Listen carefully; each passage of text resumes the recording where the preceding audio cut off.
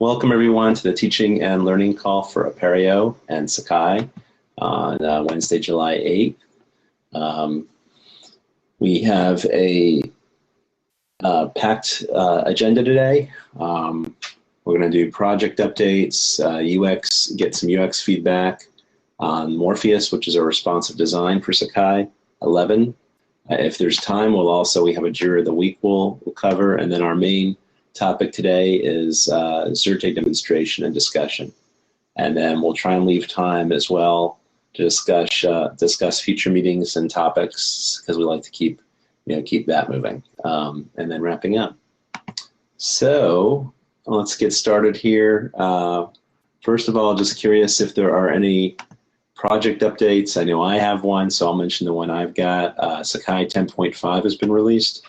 It has 116 fixes in it. So I sent out the notification this morning to the technical community, and then was planning on drafting up something a bit more sort of high level for the broader community. Basically, just saying, we have some security fixes and 116 fixes, and 10.5 is now the official tagged community release. And the Sakai core team recommends that, if at all possible, that folks upgrade to Sakai 10.5. I think it's 116 actually, not 160. So 116. Any other announcements? Or from either announcements or project updates? Going once? Going twice? Okay, so the next thing here is that Wilma would like to get some feedback on a Morpheus issue. So go ahead if you've got your audio. Hi, everybody. I just wanted to get some quick reactions from folks on a couple of ideas that they've been tossing around in the Morpheus check-in.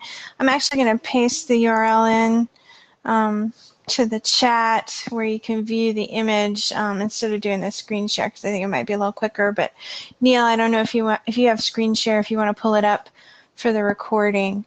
But basically, if you go to that link, you should see an image with sort of 3 different iterations of the site tabs at the top of Sakai. And so this is kind of an approximation of the design that they're thinking of right now. As you see, the site tabs run along the second row all the way across, and we're just looking at the top. I just cropped out everything else since we're focused really specifically on one item in the site tabs at the top. So you'll see over toward the right-hand side, there's 3 different options there. There's a number with the chevrons pointing down, which would indicate the number of additional site tabs that are available to that user. There's a plus sign with the number, and then the little chevrons pointing down, and then there's the word more with the chevrons pointing down. So we were just interested to see which of those options was more appealing to people, which one was more intuitive in terms of letting people know that they have additional sites that they could view.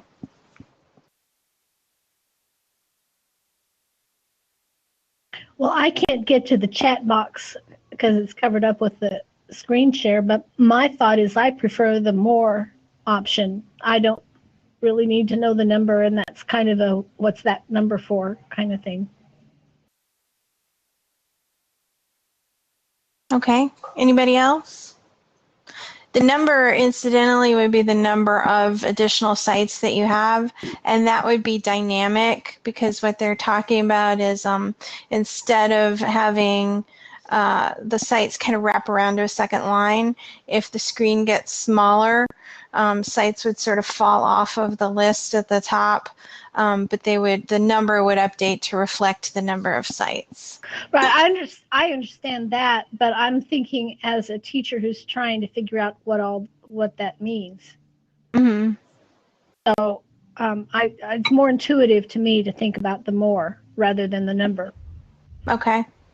So it looks like most people like more. Does anybody want to make an argument for one of the other ones? Tricia at the University of Virginia. I actually like having the number there. I think that is use information, unless of course you have thousands of sites and it might be too much information. More, and I know we're all used to that. I don't feel strongly about it. I always like that sort of, I don't remember what you call that, that indicates a number of things. I think that, becoming more of a trend, and therefore that's why I like it. Okay. Any other thoughts from anybody else? I have a question, Wilma. Are you talking about restraining the tabs to one row? You wouldn't have the option of having more tabs showing, so you've got 2 or 3 rows there? Right. Okay. That's a bigger difference than I thought it was. This is Terry, by the way, at KCU. Okay, I know a couple of people commented that if you have a whole bunch of sites, the number might not be meaningful. Right. So if you have like 28 or 30 something sites, that might be a little too much information. Is that what I'm hearing? Yes? Okay.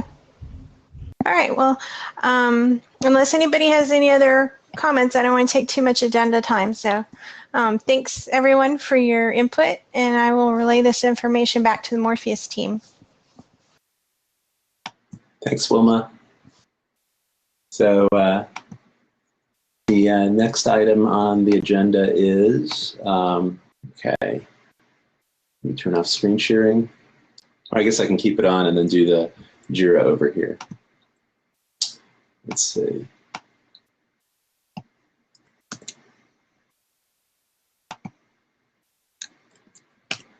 I'll also paste it in the chat. So this is, JIRA is about compressing a zip archive on a hidden folder.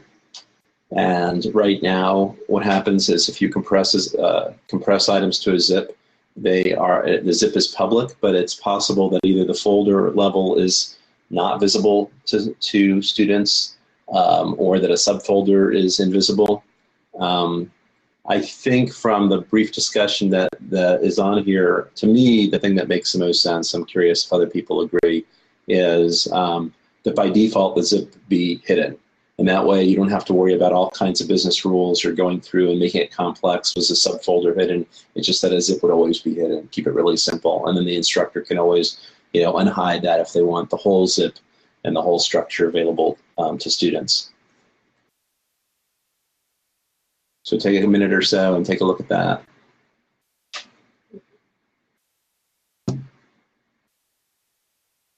Hi, Terry. You said, I guess you didn't follow the thread. We're discussing the JIRA of the week, which is how this is in the resources tool, and you can create a zip. Well, so what can happen is that you can create a zip file by choosing, let's say, a folder in the resources and turning it into a zip.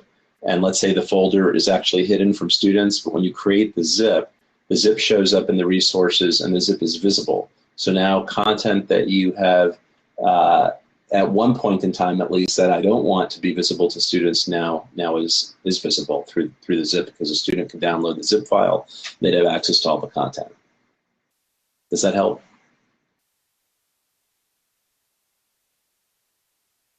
You can't hide the zip file? You can, but by default, it would be unhidden. So the instructor would then have to remember to hide it, rather. Now, are you zipping it in resources? I didn't know you could do that. Yeah, you're zipping it in resources. Yeah, that's a feature in resources. Oh, well, I didn't know that. Yeah. I'm kind of watching the chat, and it seems like it should be with the default.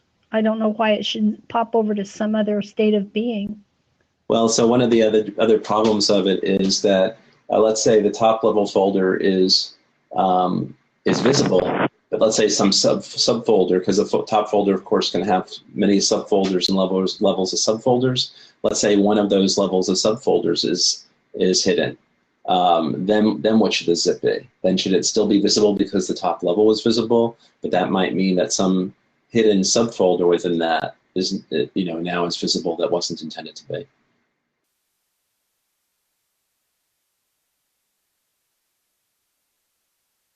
So that's where it gets a little bit more complicated. Yeah, the logical thing does seem to be just whatever the folder is that you're zipping is. If that's hidden, make the zip hidden. If it's visible, make the zip visible. But then then where it gets complicated is, well, what if that top level folder actually has a subfolder that's invisible? So I'm seeing some comments. I think maintaining the visibility of the parent source folder files is desirable. I think it should remain hidden by default. And then another one said, yeah, maintain previous visibility. Louisa writes that she has an opposite problem. When she uploads a zip file, it is unzipped into a folder automatically, which is what I don't want. I upload a zip file because I want to share it with others. Ah, okay, Louisa, I'll have to check on that because I don't know if that's an option or if that's a property in Sakai or if that's just the way it behaves. And if it's just the way it behaves, and if others have that same issue, then that might be a JIRA that we might want to open. Let's see. I'm not sure I could imagine zipping a folder for students with a hidden subfolder. Could you be overthinking the problem? Well, that's the point of bringing it up. so we see what the opinions are. I like keeping the same visibility of the zip folder. Okay. So whichever folder is zipped. Right. The mixed issue, hidden visible, is the where it's a little bit confusing. And it says, I think Diego writes, I think a quick solution should be to advise about that with the text. The zip file will be visible to all users in the site. If you want to maintain it hidden, you need to go to the properties of the file and hide it. Sometimes your messages are just simpler that way. Okay. Maintain the visibility of the parent source files for folders. Okay, thanks. That's great feedback. I'll make a summary and I'll put it into that JIRA based on this feedback. And if you want to follow the JIRA, there's a little, watcher thing. If you log into JIRA, you have to log in first, and then be on that issue. You can click on Start Watching the Issue, and any new comments that come in, you automatically see them.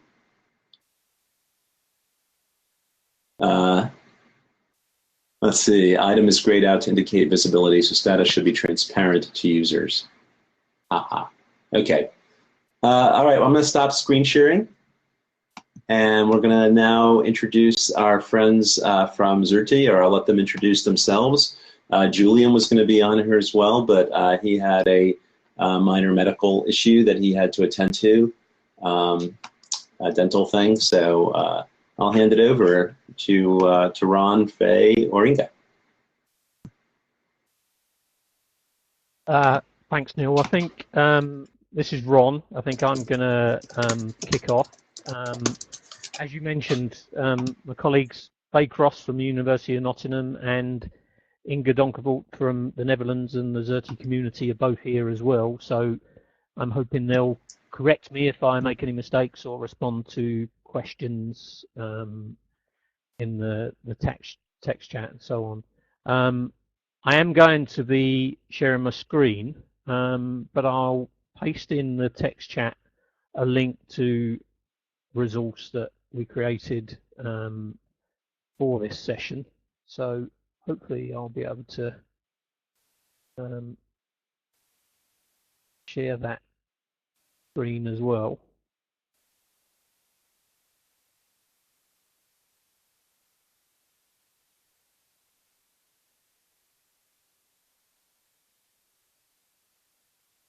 Not see it. Okay.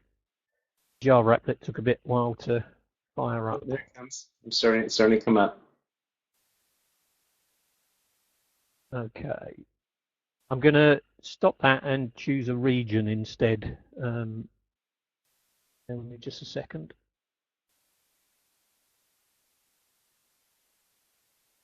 Okay.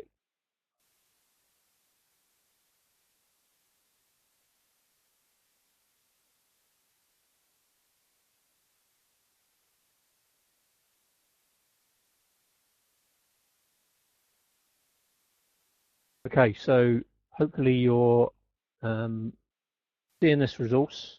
As you mentioned, Neil, unfortunately, Julian had to dip out at the last minute for a dental appointment, in fact. And I was going to make a joke, if you excuse my UK and East End humour. It does sometimes seem a bit like pulling teeth to persuade particularly learning technologists to see the light and to see the value of Xerte. So hopefully we'll convince a few of you while we answer these questions that were posed in advance to its value.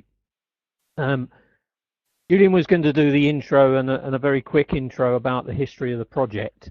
Be useful to know, I think there's a kind of hands up facility in Big Blue Button. Be useful to know how many people saw the presentation at the Apereo conference in Baltimore, and how many, for instance, don't know anything about Xerte. So a quick show of hands if you don't know anything about Xerte at all.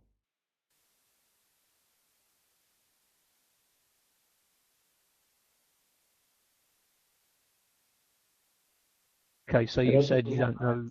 A hands thing here that people can put in the chat. I don't think there's a raise hands thing. Yeah, and then just monitor the chat part.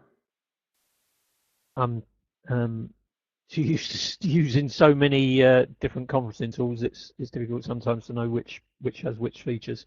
Okay, so we'll start from the perspective that not many people know too much about Xerte, if anything at all.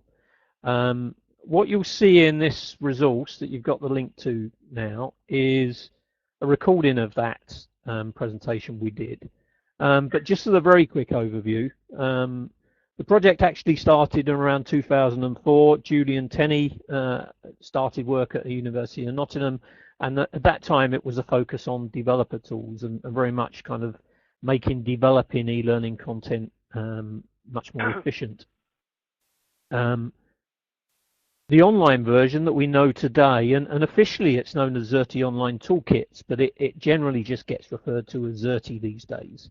And the developer tool has kind of lost, the desktop developer tool has lost focus. That was kind of Flash only anyway. Some people still use it and dedicated to it, particularly those that came from the Authorware community. But all of our efforts, all of our development and the ease of use that comes for everyone is from the online version that, as I say, officially is known as Xerte Online Toolkits, but Xerte is kind of used interchangeably, and obviously the project is the Xerte project overall as well. What it is a free open source online multi-platform authoring tool. We'll talk more about that and explore how it works. And what it does is create highly accessible, out of the box, with not really having to know too much of the technicalities of that accessibility, highly accessible online and mostly mobile friendly learning objects, and we'll contextualize that mostly that I mentioned just there as we go through. Widespread adoption, especially in the UK where it started, but also worldwide. It's award-winning and very popular across the world. We have kind of three core values. The first one is to maintain ease of use for anyone and everyone. So sometimes we actually leave potential features out just to maintain that kind of ease of use for everybody, and sometimes that's led to all sorts of debates amongst the developer community, and of course people, because it's open source, can add their own developments, and we have a workflow where they can be committed and accepted, or left as bespoke customizations. And if anyone's got any questions about customization, then maybe Faye will pick up on some of those things. Faye's been involved for many years at the University of Nottingham. Inga and myself are from the kind of wider community, although I've been working with the team at Nottingham almost since day one as well. The ease of use, the high accessibility, and we do have a mature and well-established community, and not just the community of developers, but a well-established user and teaching and learning community. I have to say not many of those are Sakai users from my knowledge, but they do use all sorts of other VLEs, not just VLEs like Moodle. And so we're kind of, you know, we'll work with any VLE, and you'll see some examples of that shortly. So embedded in this resource, as I'm scrolling up, and you can view on your local machines anyway, is the recording that we did in Baltimore. And just to go back up the top there, we have a comprehensive overview resource that we used as the focus of our talk in Baltimore, which you can view in your own time, and has a lot more in-depth info about the tools and the history and our choice of the Apereo Foundation and our route through incubation and so on. What I really wanted to quickly get to was the questions that Neil kindly shared in advance. And I've kind of changed the order of these slightly just to get through the quick and easy ones to answer straight away, and then we'll get on to kind of a live demo and any new questions that have cropped up. So first question here is Xerte already LTI enabled? We do have some LTI 1 support, and that was originally developed as a kind of LTI integration with Moodle. So you can enable that, and basically when you're in Moodle, you can select the external tool option and browse to your learning objects and select the one that you want to embed, and that automatically sits in there. We don't have, I don't think, the kind of the account creation functionality that's one of the selling points of LTI. And as Tom has indicated here, at the moment our focus really is on XAPI integration rather than LTI. That's a kind of higher priority for us, but we'd certainly be keen to speak to anyone that wants to join us amongst the developer community and help towards improving the LTI and XAPI support. Does Xerte have CAS support? At the moment there isn't any specific support for CAS, but as Thomas said here, it shouldn't be difficult to add. We do have rudimentary SAML 2 support in the current release, the beta release, which will soon be an official release. And if you need CAS support, the developer community, in particular Tom, can probably help you out with that.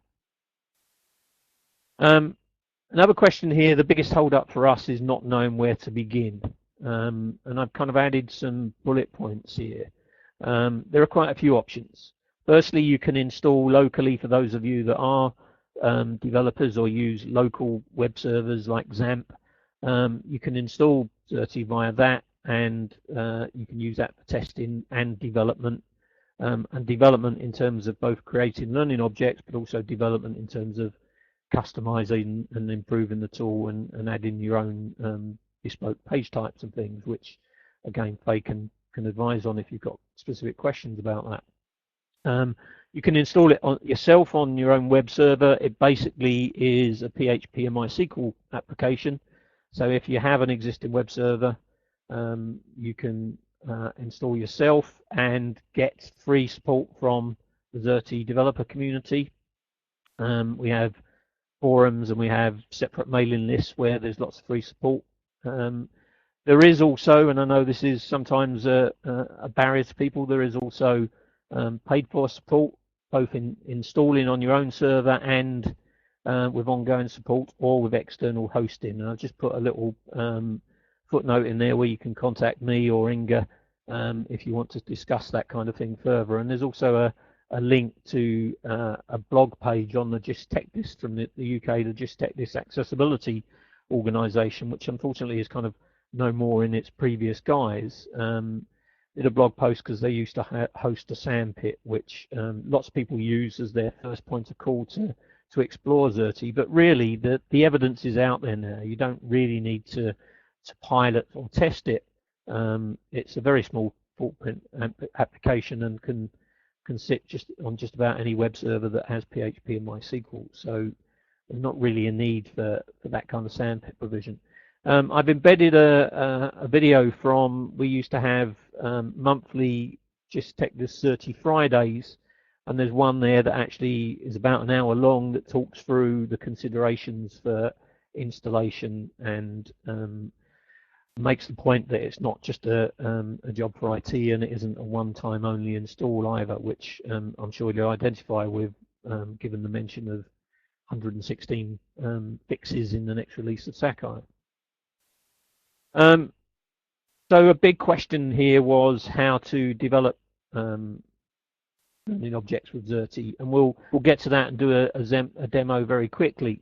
What we did embed here, we ran 2 short workshops on the Sunday in Baltimore, and unfortunately I've forgotten the names. So if you're in the audience and you recognise these screenshots here, then put in the text chat that it was you that created these. But we obviously had people that were brand new to Xerte, and during those workshops, here's an example of a learning object they created during that workshop and embedded in the Sakai lesson tool.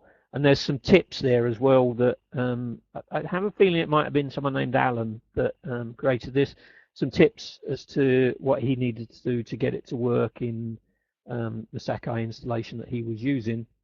And then there's a second screenshot here where somebody did the reverse almost and embedded a Sakai forum inside a Xerte learning object. And and obviously you can do the 2 things combined. So you can have a learning object sitting inside Sakai, and when you want a kind of discussion or assessment that is coming from Sakai, embed that in the Xerte learning object too. There was a question about integration with the Sakai gradebook, and what I've done is kind of answered that here in terms of we do have SCORM 1.2 and SCORM 2004 export options, and mention the fact that at the moment it's the quiz page and the multiple choice page, and I think 1 or 2 others. Inga will be able to point that out in the text chat, that do score tracking. But a lot of the interactions that we have in Xerte are not really appropriate for score tracking as such. So if you export a SCORM and import into a VLE like Sakai, depending on that SCORM interpretation, and I'm sure you all appreciate that sometimes VLEs interpret that SCORM standard differently, you should get those scores tracked in the gradebook, and you should get things like when the learning object was first accessed, duration on each page, when it was finished, and so on, along with the scores. And obviously there's some configuration in Xerte as to how to track that scoring in terms of the value of the scores and so on. And now there's a challenge for you at the bottom of this in terms of there's a link to not only view that SCORM example, but to download the SCORM example. And if you know much of what we're going to continue to cover, perhaps try importing that into Sakai while we're talking, and then report back at the end of the talk as to how that worked and whether that worked and what scores were tracked, because there is a quiz as part of that object. So you'll be able to see that in there. What I wanted to quickly do, and this is a bit of an experiment, but hopefully going to work.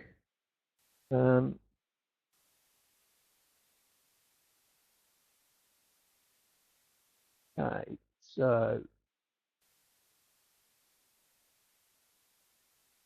bear with me just a minute.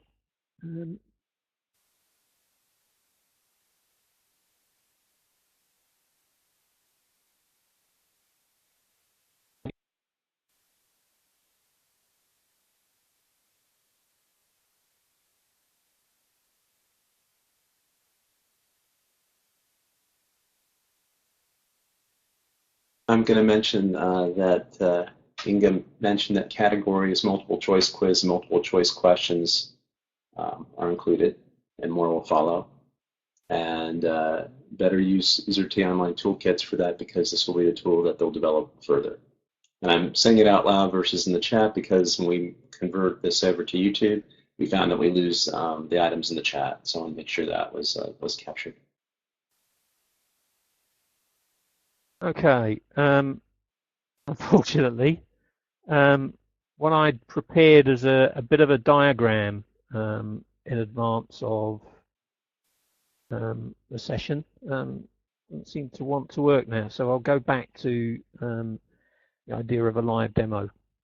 Hopefully you're seeing my screen here, and what I'll quickly do is paste in the text chat, although it's a link in the resource you just had, a link to our comprehensive overview resource. That includes links to lots of examples, and if I quickly just navigate through here, if I go to the history page, there's a bit of an animated video of the story so far, and then examples of the earlier learning objects and templates that we had.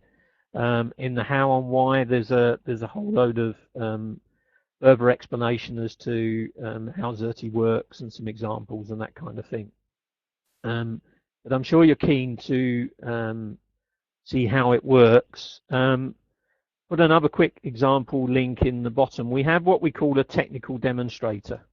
So I put that link in the text chat. This isn't a real learning object in terms of its intention isn't a particular topic of learning. It's just a technical demonstrator and a reminder of all the page types that we have.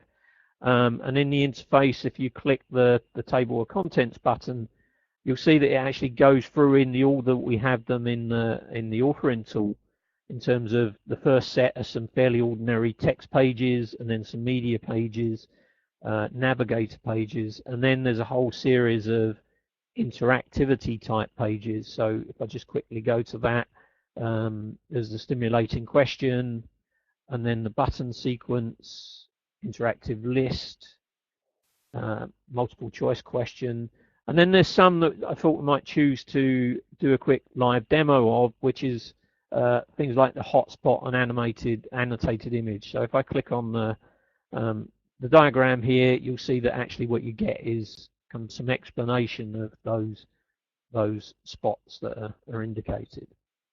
So the way that kind of thing is created, this is the authoring environment, which now works on tablet devices as well as desktops and laptops, so you can not just consume on tablet devices but also author on them. What I would do here is click create to create a project. What I'm going to just select is one that I started earlier, just so that there's some content already in there, and select the edit button to bring up the editor. And of course, in true fashion, because I prepared too early, it's signed me out, so I'm just going to sign back in so that see the editor again. So this is our editor. It's form-based. Hopefully you're seeing this clearly enough. And what we get is we go to the insert menu, and we've got this category of text pages, and as we hover over, we get a little kind of explanation and a thumbnail of what that page looks like. So just to demonstrate adding an interactive page, I'm going to select interactivity and select hotspot image, for instance, and I'll add that at the end. So what that gives us the ability to do is click to upload an image that we want to add hotspots to, and I added some already, but I could browse to my local machine and add those in there.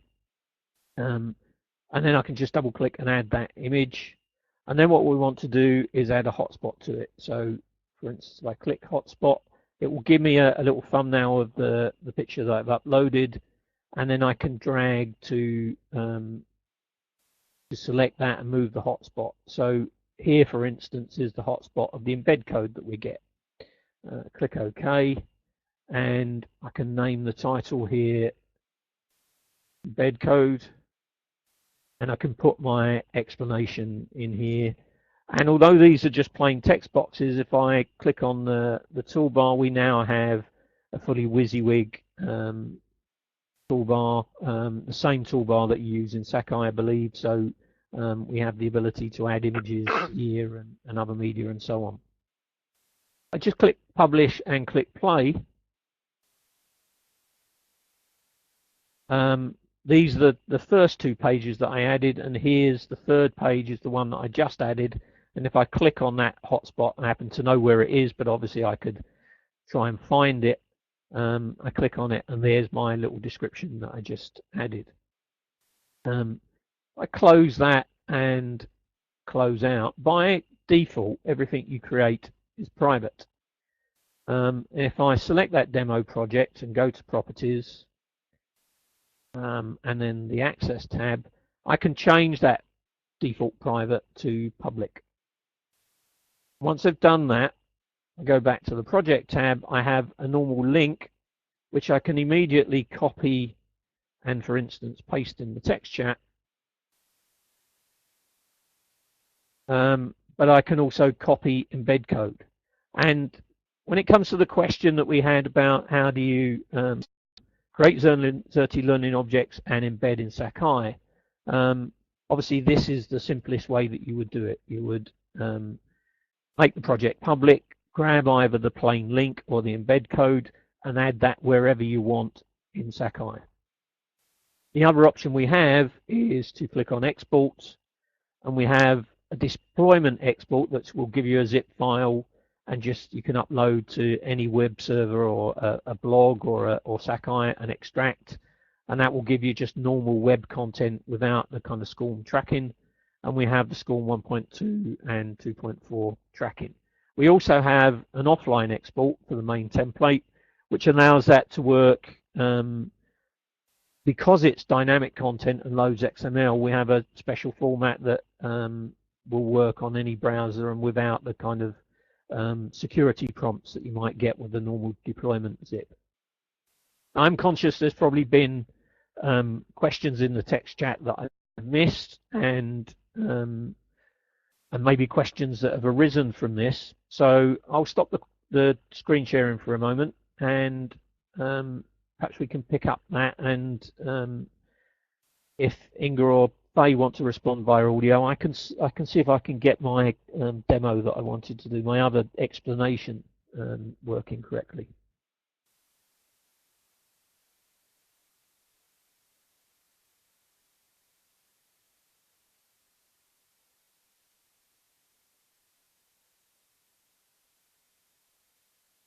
Hi, So were there any? Oh, sorry, I was just going to answer one of the questions in the chat. Yeah, go ahead, Faye. Give me a breather, and I can try and get my air server working. I'm Faye Cross, by the way, at the University of Nottingham. I'm just going to answer Andrew's question. He asked, hotspots click only, or is the rollover possible? Off the top of my head, I think that all the pages with hotspots, you have to click on them to get the information, but it's quite easy to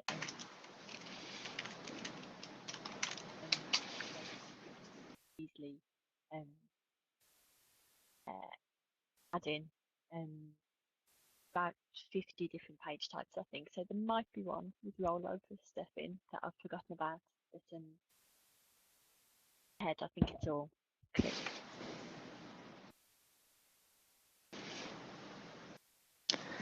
And Dave, you said you don't have a SCORM player in your instance of Sakai.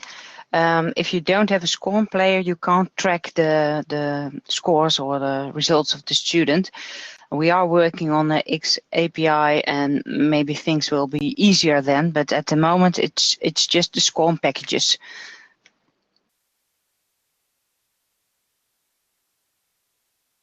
Yes. TinCan is the commercial name for XAPI.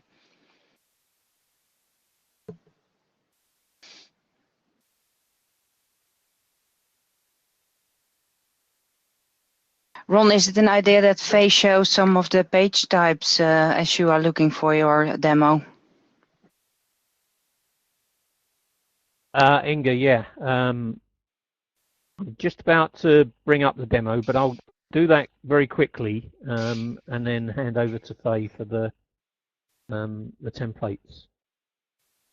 What I wanted to just very quickly talk about here is that what we've already kind of discussed is that we have, I hope this is clear enough, we have a web server application. So when you're authoring online, and the server is serving the tool, and what you're populating and uploading in terms of media and graphics is all online. Obviously, you can then have that content go to Sakai, and as we've talked about, you can either use a link or embed code to have that in Sakai, or you can use the export functionality to have that as SCORM. And as has just been said, not everybody has got the SCORM module installed in Sakai. Obviously, you need learners to then consume that. And in your normal kind of VLE metaphor, you have a course, you have your learning content, and the learners are accessing that from the VLE. Well, that's well and good, but obviously you do usually have accounts in those courses, and so any content that's kind of uploaded to the VLE, either embedded or uploaded directly, is a little bit restricted in terms of only people with access to those courses can see that content. But with Xerte, you get the best of both worlds because it's an external to the VLE tool. All of that content can also be sent directly to those learners, either as an email link or as a public link. And obviously, it might not be just learners. It might be other organizations that you want to share content with but can't give access to your VLE because of the kind of account metaphor, or just because it's protected content or whatever. And also because of that, we have this notion of actually working with any VLE. So Xerte doesn't really care whether it's Sakai, Moodle, Canvas, Blackboard, anywhere basically, because the content is sitting inside an external authoring tool. The learners get the same experience. And more importantly, if you look at this diagram now, one Xerte learning object embedded in 5 different VLEs, if you like, update it once, add a new page, add a new interaction, add a new bit of media, and click publish, and it's automatically updated in all of those places. Obviously, if you've exported as SCORM, that won't be the case. You would have to repeat that export and import functionality. And one of the reasons that Tom and all of us are excited about the XAPI potential is the idea of still having all that benefit of being able to quickly add and update in one place, but also have the tracking that Tincan XAPI provides that SCORM wouldn't do, because you have to do the export step. So hopefully that's a quick contextualization, but we see this very much as will support any, and typically the content is just web standard HTML5 content, so should work fine, and adds that real value that you can't really achieve with content directly created and embedded in a VLE. I'll shut up for now and hand over to Faye to talk about some new templates.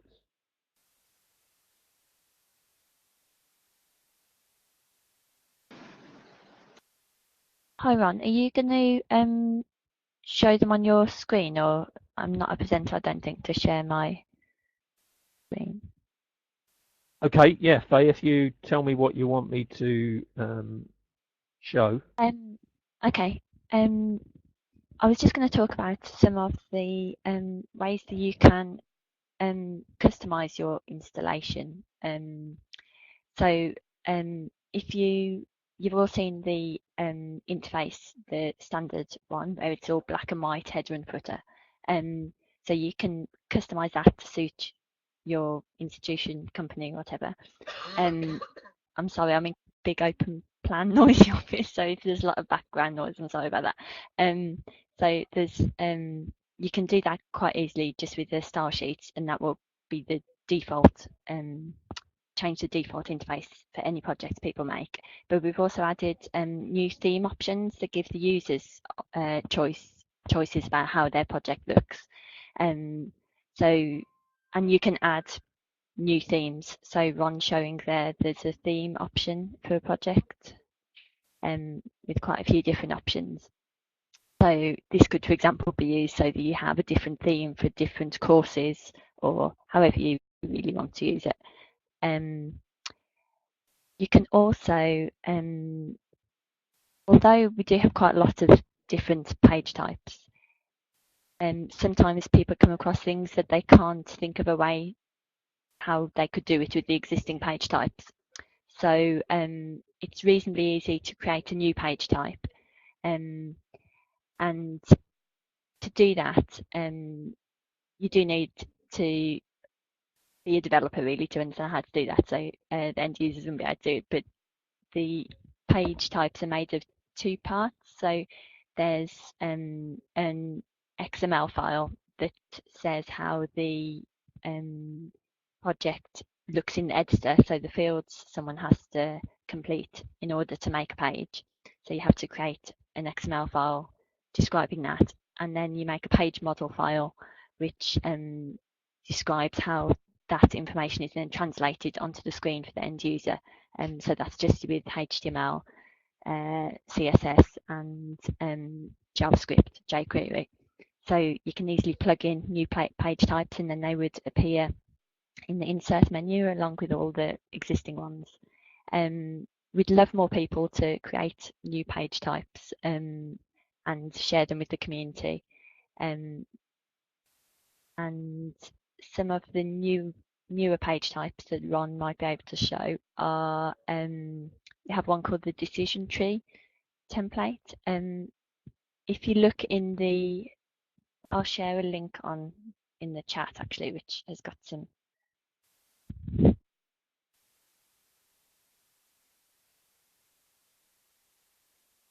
Okay, so I've just shared a link which shows some examples of the two newest page types that we've got. The decision tree one, which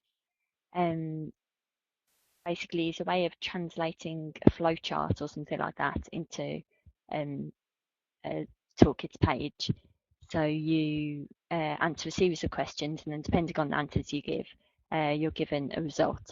And the other new page is the media lesson page, where you can sync different types of content to a video or audio file.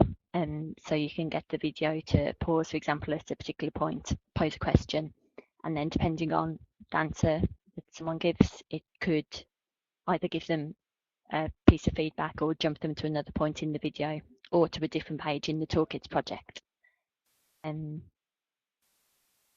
Okay, but yeah, as I said, we would love more people to develop new page types and share them with everyone. Cheers.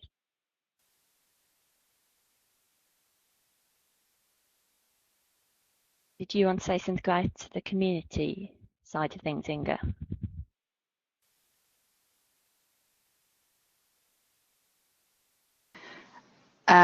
Sorry, there are a lot of questions, so I was trying to answer them. I did that in the chat, Neil, sorry. The community website, I added the link in the chat, is www.xerte.org.uk, and you can find a lot of information there. There is a sandpit you can use in the Netherlands to try it out for a month, but that's still the old version. And as soon as the Xerte 3.0 is released, we will add the new one there. But functionalities are the same. So take a look at the community website and see all kinds of examples and information about Xerte. I think we have to wrap it up and go back to Neil. Neil? Yes, thanks. Yeah, appreciate it. Yeah, we like to wrap up in the final